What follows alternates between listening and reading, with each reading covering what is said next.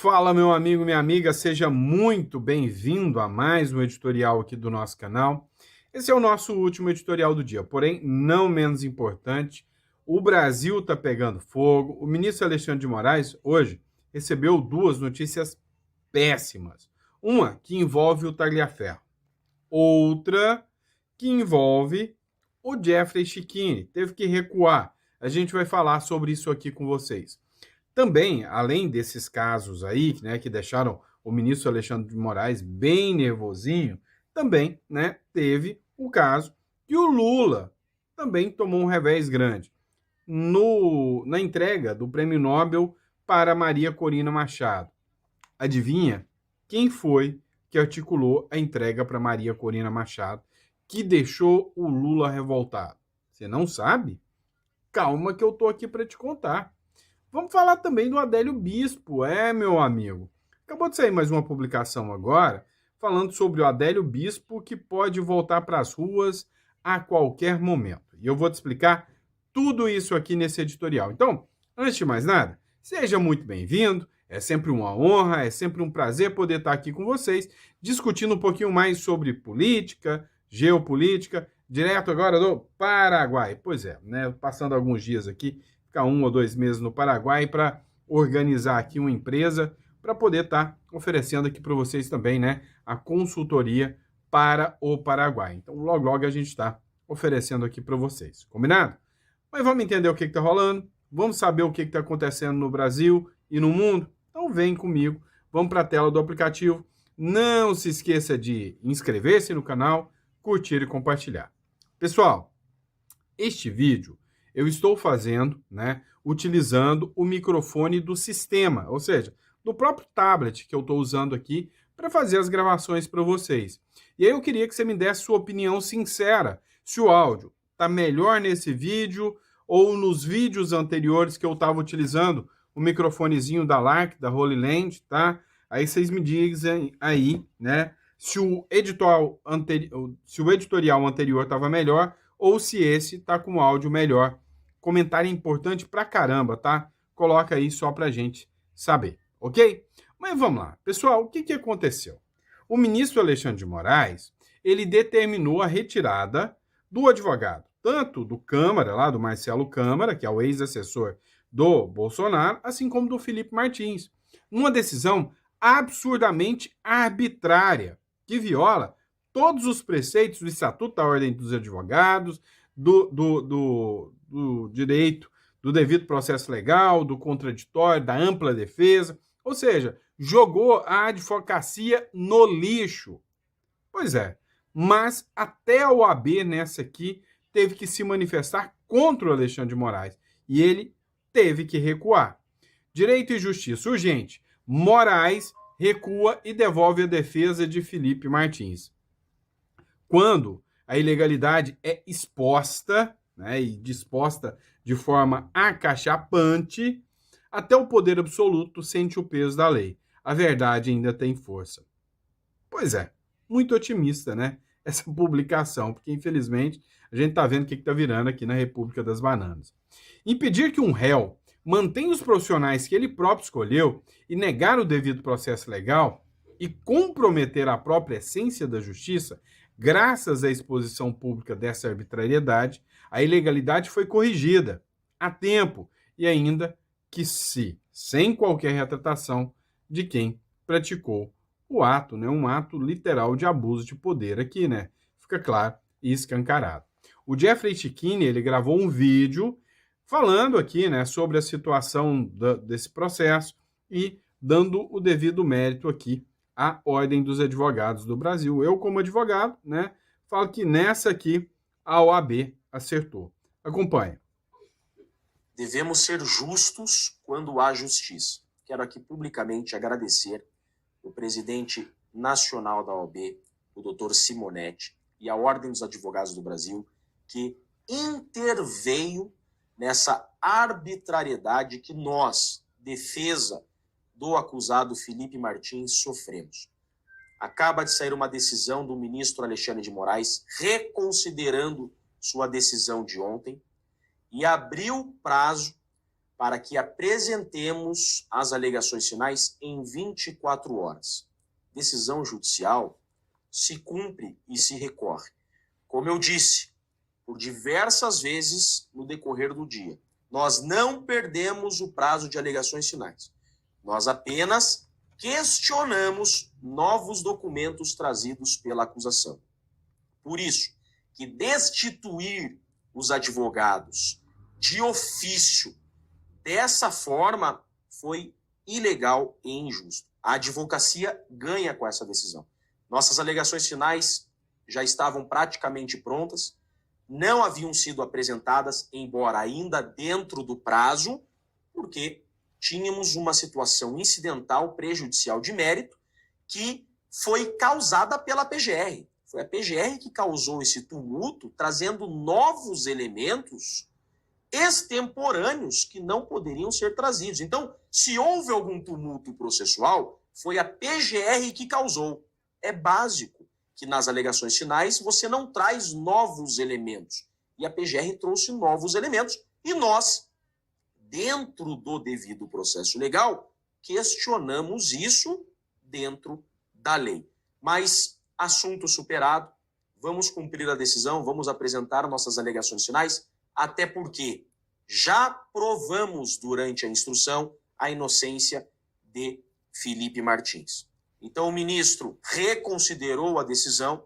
Eu, Jeffrey Chiquini e o doutor Ricardo continuamos formalmente e oficialmente na defesa de Felipe Martins e iremos apresentar as alegações finais, porque ainda estamos dentro do prazo, mas continuaremos questionando essa ilegalidade praticada pela PGR em violar o devido processo legal, trazendo esses novos elementos. Faço, então, essa manifestação pública a todo o Brasil. É isso aí. Então, o que aconteceu foi que, devido à exposição, né, da situação verdadeira, ele acabou tendo que recuar. Agora, não é recuo, é derrota, né? Foi isso aqui, ó. Justiça da Itália revoga medidas contra Eduardo Tagliaferro. Pois é, o Eduardo Tagliaferro, vocês devem saber, o ex-assessor do ministro Alexandre de Moraes. Na semana passada, ele foi notificado para comparecer, né, no setor, né, de imigração, né, na delegacia de imigração lá da Itália. E aí ele compareceu, teve seu passaporte apreendido, teve contra ele uma liminar deferida de proibição que ele saísse da cidade onde ele residia e do endereço onde ele residia. O que eu disse, a minha opinião, é que isso até coloca a vida dele em risco.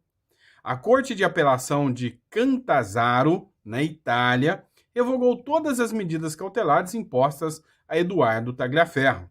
Ex-assessor do ministro Alexandre de Moraes, no TSE, Tribunal Superior Eleitoral, manteve a proibição de sair do país, onde ele vive atualmente.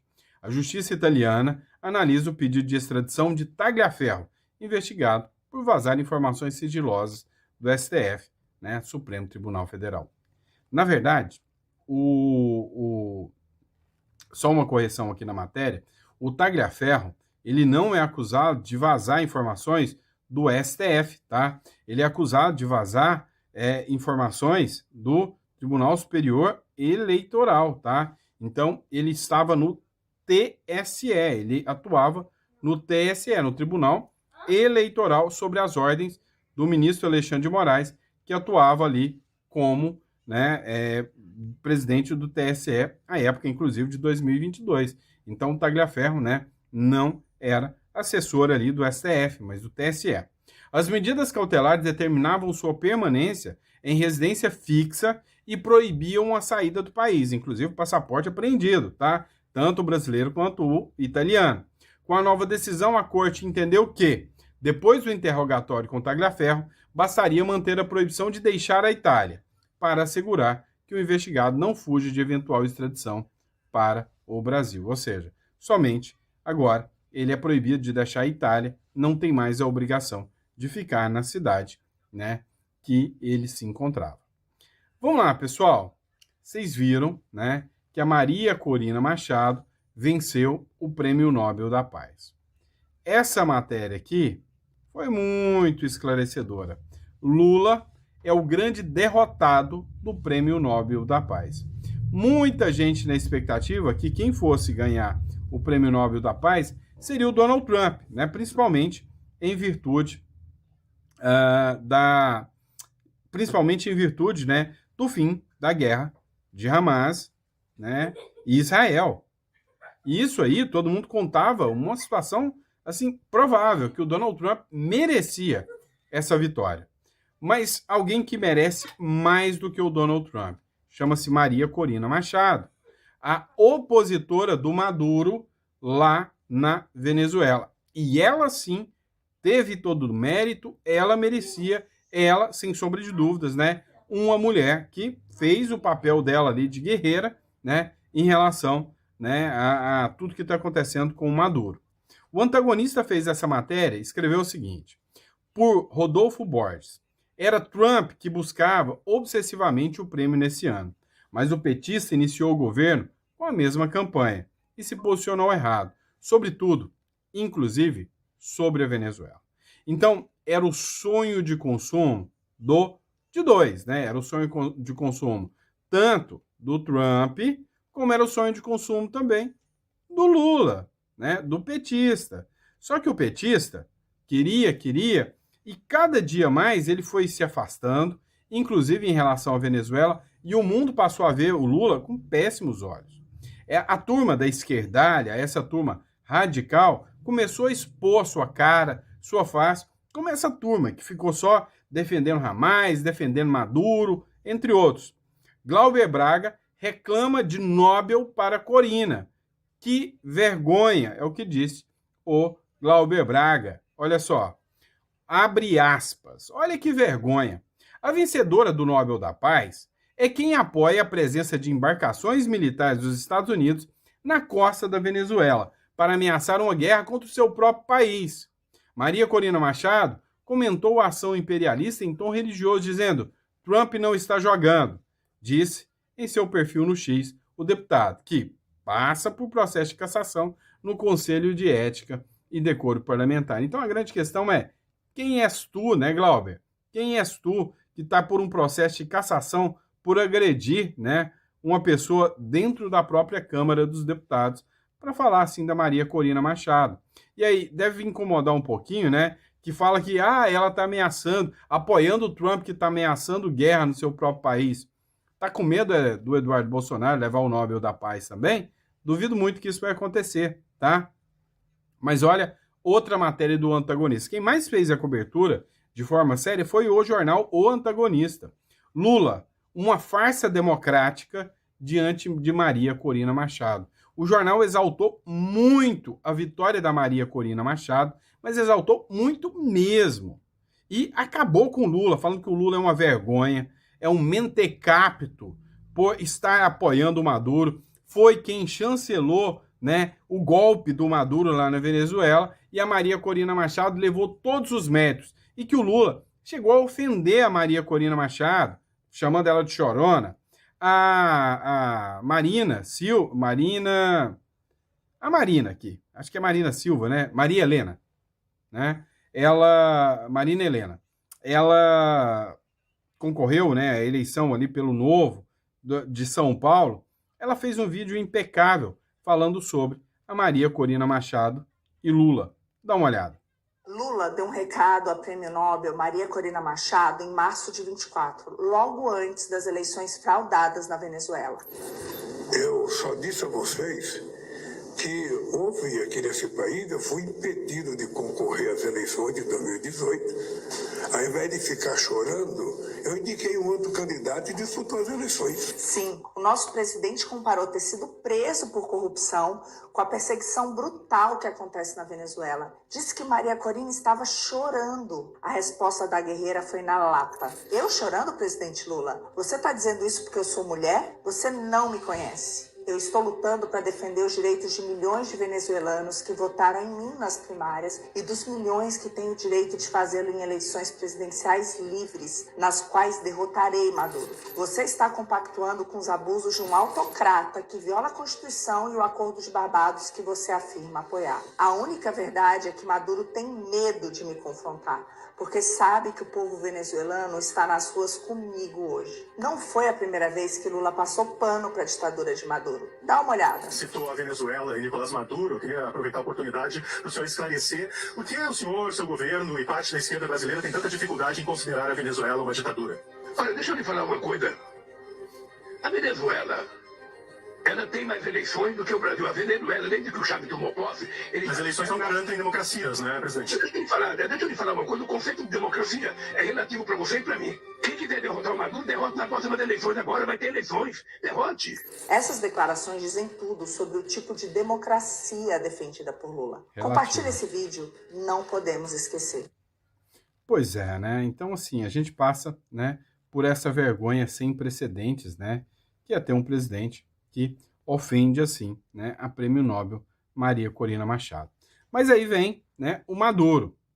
Venezuela alerta a ONU sobre o provável ataque dos Estados Unidos contra o país e que está cada vez mais próximo. E o Maduro já trata como um ataque iminente e provável. Ainda tenho vontade de um dia visitar a Venezuela para visitar a presidente Maria Corina Machado e não o ditador Nicolás Maduro lá. Ainda vai chegar o dia que isso acontecerá. O governo de Nicolás Maduro alertou a Organização das Nações Unidas sobre um possível ataque armado dos Estados Unidos contra o país e disse que a operação pode acontecer em pouco tempo. A declaração consta em um pedido de reunião emergencial do Conselho de Segurança enviado na quinta-feira. Então o Maduro foi lá chorar, foi lá resmungar para a ONU, abre aspas. Estamos hoje diante de uma realidade sem precedentes. Nos últimos 200 anos da história republicana, disse o representante permanente da Venezuela na ONU, embaixador Samuel Reinaldo Moncada Costa, abre aspas. Esta carta, baseada em informações comprovadas, razoáveis e objetivas, confirma que um ataque armado dos Estados Unidos contra a Venezuela pode ocorrer muito em breve. Todos esperamos isso, tá? Muito em breve. A mobilização militar em curso, a escalada de ações hostis e provocativas e a retórica cada vez mais incendiária confirma isso. Oxalá que faça logo. Sobre a Maria Corina Machado, é importante lembrar que o Donald Trump disse que está fazendo as pazes, rolou uma química com o Donald Trump. Mas olha só, quem foi que indicou a Maria Corina Machado para o Prêmio Nobel da Paz? Não foi nem o Trump, foi o Marco Rubio. Matéria do Poder 360 aqui, o Rubio indicou Maria Corina Machado ao Nobel da Paz. A carta foi enviada ao Comitê Norueguês do Nobel em agosto de 2024, antes dele assumir o posto de secretário de Estado dos Estados Unidos. Então, olha a influência do senhor Donald Trump e do Marco Rubio aqui, que mandou para o Comitê Norueguês, que deu o Prêmio Nobel para Maria Corina Machado, meu irmão. Pois é, né? Foi o responsável por este ato aí. O secretário de Estado dos Estados Unidos, Marco Rubio, indicou a líder da oposição venezuelana, Maria Corina Machado, ao Prêmio Nobel da Paz de 2025. A carta de apoio foi enviada ao Comitê Norueguês do Nobel em 26 de agosto de 2024, antes de Rubio assumir o cargo no governo do Donald Trump. Vamos lá, pessoal. Mudando de assunto. Esta é a esquerda do Brasil. É uma esquerda extremista, radical, apoiadora de terroristas. Essa é a esquerda que nós vemos, infelizmente, aqui no Brasil. Tá? Essa figura, né, não sei se é professor, se não é, porque foi num encontro de professores, falou que os brasileiros que estavam em Israel, que foram assassinados pelo grupo Hamas, ou que foram sequestrados, eram bandidos, simplesmente por estar em Israel. É deplorável, vergonhoso. No ato promovido por extremistas de esquerda, é a primeira vez que um jornal chama de extrema esquerda, né? No ato promovido por extremistas de esquerda nesse sábado, nesse 7 de outubro, em São Paulo, para celebrar os ataques do grupo terrorista Hamas, o militante Ahmed Sherrada chegou ao cúmulo de chamar os brasileiros assassinados pelos terroristas de bandidos. O evento aconteceu no Sindicato dos Professores do Estado de São Paulo, o mesmo espaço que teria de servir à educação e não apologia ao terror. Deveria ser extinto esse sindicato, deveria ser cassado, né, o direito de existir deste sindicato. O Metrópolis tratou do assunto e vale a pena você ouvir aqui esse escândalo, esse abuso, esse absurdo. A fala que você vai ver a seguir aconteceu dentro do Sindicato dos Professores do Estado de São Paulo e faz referência aos 4 brasileiros mortos no ataque terrorista do Hamas contra Israel em 7 de outubro de 2023. E onde moram lá são bandidos importados e trazidos da Europa com nada a ver com essa terra. Alguns até brasileiros, mas foram mortos brasileiros. Mas o que está fazendo o brasileiro lá? Nessa terra? Um bandido. Como se fosse... Não sei o que é mais nojento, né? Se é o idiota que fala uma coisa dessa, né? Isso sim é uma fala de bandido, é um idiota. Ou se são os outros que aplaudem, né? Uma fala extremista, terrorista dessa. Os 4 brasileiros civis assassinados pelo Hamas são Hanani Glazer, 23 anos, Bruna Valianu, 24 anos, Carla Mendes, 42 anos, e Michel Nizenbaum, 59 anos. Já Ahmed Sherrada, autor dessa fala, é um palestino com nacionalidade brasileira. Ele é irmão de um ex-líder do Hamas e presidente do Instituto Brasil-Palestina. Ahmed participou na última terça-feira de um evento promovido por extremistas de esquerda para comemorar, isso mesmo, comemorar o ataque terrorista do Hamas. Mas ele não falou sozinho nesse dia. Porém, antes de irmos para outras falas, vamos ver alguns símbolos que estavam na POSP nesse dia. Aqui, a estrela de Davi é comparada à suástica, o símbolo nazista usado por Adolf Hitler. Aqui, a bandeira do Hamas é ostentada em uma parede da POSP. E na próxima imagem você vê o Z, símbolo usado pela Rússia na invasão contra a Ucrânia. Um dos diretores da POSP, Antônio Carlos Silva, estava presente e discursou no evento. Ele defendeu que o ataque terrorista do Hamas seja ensinado nas escolas como um exemplo. É uma data de enorme importância para ser saudada, para ser lembrada em toda a história, para ser contada nos livros da história, para ser ensinado nas nossas escolas, nos nossos sindicatos, nos nossos partidos, como um exemplo para a luta de todos os povos oprimidos. Outro participante da mesa e que discursou no evento foi Charles Gentil, secretário de Finanças e membro da executiva do PT. Ele justificou a ação do Hamas como um ato de resistência. E quando tenta a única alternativa que resta, que é a insurreição, e se insurgir, ainda são taxados de radicais?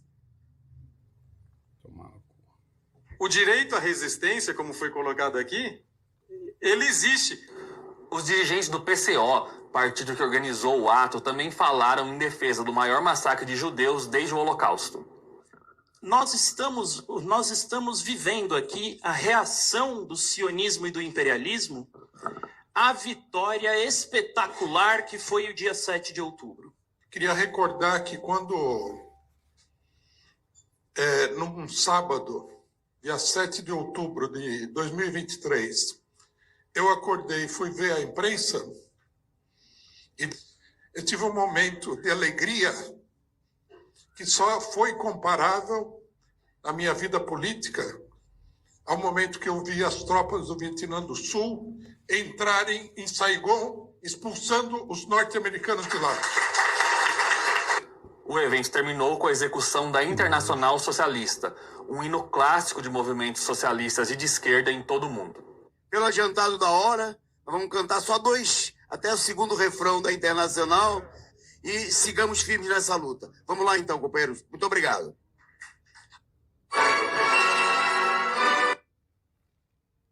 Credo. Isso aqui não dá. Que nojo. Isso é esquerda, tá? Vocês vêm falar que, olha, a extrema-direita, vocês vão pra puta que pariu. Vocês da mídia, vocês são nojentos, vocês são os vagabundos. Aqui o Metrópolis, eu dou parabéns pro Metrópolis por expor essa narrativa, essa narrativa da esquerda, tosca, essa esquerda, né? Ah, não, mas é o bicho... Peraí, o líder do PT não estava lá falando que regozijou de alegria? Ou vocês são surdos para não ouvir que o líder do PT estava lá? Eles são radicais. Depois, radical é extrema direita. Vocês são vagabundos. Vocês não valem nada. Estou falando para vocês da mídia, que chamam a direita de extrema e falam que isso aqui é democracia. Vocês não têm vergonha na cara de vocês. Pelo amor de Deus. Pelo amor de Deus. Agora, só para vocês entenderem um pouquinho, você está vendo esse pessoal aqui? São palestinos que estão se vendo livre do Hamas. Estão chorando? Não. Eles estão comemorando e dizendo I love you, Donald Trump. I love you, I love you, I love you, Trump. I love you. كل العالم.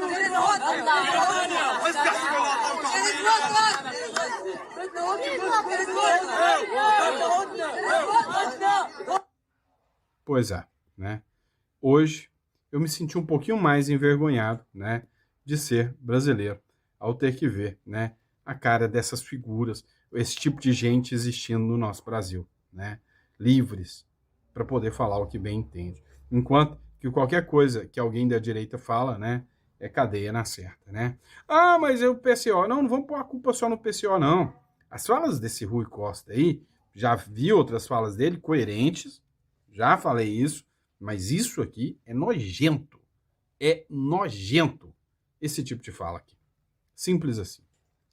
Vamos lá, pessoal. Dá uma olhada nessa última publicação que a gente vai falar agora. Pois é, o André Marsiglia mostrou sua indignação. Nada mais, nada menos que o senhor Adélio Bispo pode ser solto. É o seguinte, foi feito um pedido agora de avaliação psicológica para saber se o Adélio Bispo pode voltar para as ruas, ficar livre, leve e solto para militar novamente pelo PSOL e talvez até participar de algum evento como esse aqui, talvez até virar um mártir, né, da esquerda, dar palestras muito bem remuneradas, virar um ícone da esquerda mundial, que tal? É possível, né? É possível. E aí, olha só o que disse aqui o André Marsiglia sobre esse caso.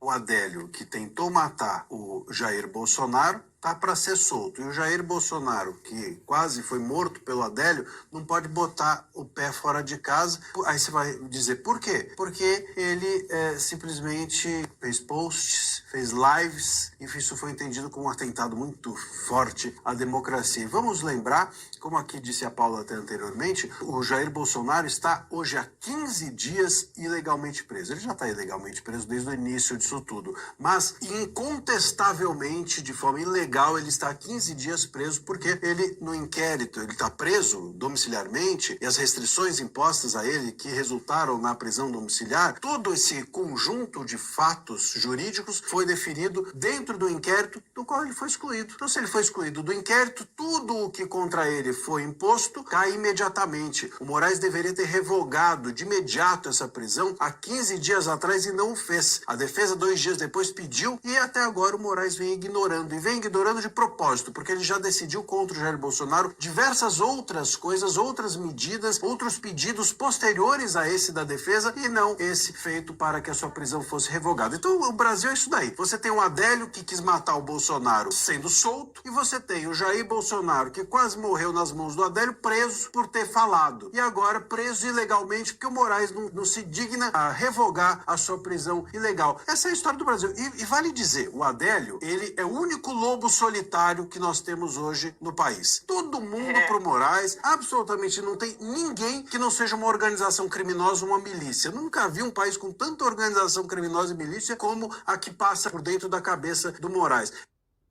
Mas o Adélio, né, lobo solitário, né? Para você ver o nível, né, da República das Bananas aqui. Pessoal, aqui ó, entre em contato com a Imigra Mais. O que eu quero explicar para vocês? Eu estou aqui no Paraguai, vocês estão sabendo disso, né? E aqui no Paraguai a gente está literalmente, né, avaliando, né, o país para trazer coisas novas para vocês. O que eu achei do Paraguai, tá? O Paraguai é um país que me chamou a atenção os jovens, tá? Aqui é um país muito mais jovem do que o Brasil. Eu tô falando do povo, tá? Você viu muito mais jovens na rua. Aqui não é todo mundo conectado no celular igual no Brasil. A diferença também que eu vi, sabe aquela cultura woke, aquela coisa esquerdista? Cara, se quase não vê isso aqui. São mulheres femininas, são jovens, homens, masculinos, sabe? Muito bem criados, diga-se de passagem, uma educação do povo ímpar. E isso aqui me chamou muita atenção. Você vê que a essência do país é de direita, né? Por outro lado, muita gente pede para que compare, né, com o Uruguai. O Uruguai eu vejo um povo, né, com um nível de cultura maior do que o próprio povo brasileiro, tá? Do que o próprio povo brasileiro. Eu vejo, né, uma cultura maior, um país muito mais organizado. Agora, do ponto de vista prático, se você busca um lugar para você morar, o Uruguai é um excelente lugar, mas para preceitos conservadores, para quem busca agitação, correria, o Paraguai é um ótimo lugar também. Então, para você saber um pouco mais, você vai entrar em contato aqui com a Imigra Mais, que é uma empresa especializada no processo de imigração, vai conversar com eles e vai marcar a sua consulta, tá? Marcar a sua consulta para entender. Nós vamos te orientar os prós e os contras de cada país para que você possa optar aqui. Se você ainda não definiu, optar e achar o melhor caminho. Se o seu objetivo é conta bancária, proteção, estrutura jurídica, eu recomendo o Uruguai. Agora, se você quer ir para morar num lugar conservador e gosta daquela agitação de uma cidade grande, Paraguai, Assunção. Não, mas eu quero um custo de vida mais barato, mais tranquilo. Encarnação. Eu já morei lá em Encarnação, também é um lugar muito pacato, tranquilo. Custo de vida muito mais baixo do que Assunção, tá? Assunção não é diferente do custo de vida. Tem um monte de mentiroso na internet fica falando, em Assunção é tudo barato. Mentira, não é diferente do Brasil, não. Só energia elétrica, alguns dados, mas é mentiroso. Fica falando isso na internet. E eu quero expor tudo isso aqui para vocês. Vou explicar todos esses detalhes para que você possa entender, tá? Mas por hora, né? Se é do seu interesse, entre em contato aqui, 16 993 21 0648 e converse sobre a possibilidade, né, de imigração aqui, tá bom? Grande abraço, fica com Deus e vejo vocês no próximo editorial. Muito obrigado pela confiança, pela credibilidade, tá? Detalhe, tá? Só um detalhe rápido aqui. O preço, né, do hotel que eu tô aqui é nitidamente um hotel de 5 estrelas. Eu paguei, né, o preço de um hotel convencional no Brasil. Esse é o quarto, tá? Olha o tamanho do quarto, tem uma baguncinha ali, tá? Dá para você ver a estrutura do quarto aqui. É um quarto que você consegue alugar, né, para uma família, né? 3 pessoas, R$400, tá? A diária, com café da manhã, top. Então, algumas coisas são mais baratas, outras não. Tudo isso tem que ponderar, tá? Algumas coisas mais caras, e é isso que a gente vai estar falando para vocês depois. Estou pensando até em criar um extra aqui, ou alguns vídeos, para vocês entenderem um pouco mais dessa jornada, porque eu quero mostrar na prática para vocês, tá? Sem nhenhenhen, sem mentiraiada que essa turma aí fica fazendo da internet. Eu quero falar real com vocês. É um país que vale a pena? Se comparado ao Brasil, eu já percebi que vale a pena, principalmente quando o ponto é imposto, quando o ponto é fugir da cultura woke, quando o ponto é fugir do esquerdismo, sim, vale muito a pena, tá? E nós vamos falar sobre isso, ok? Muito obrigado, fiquem com Deus e eu vejo vocês no próximo editorial. Abraço!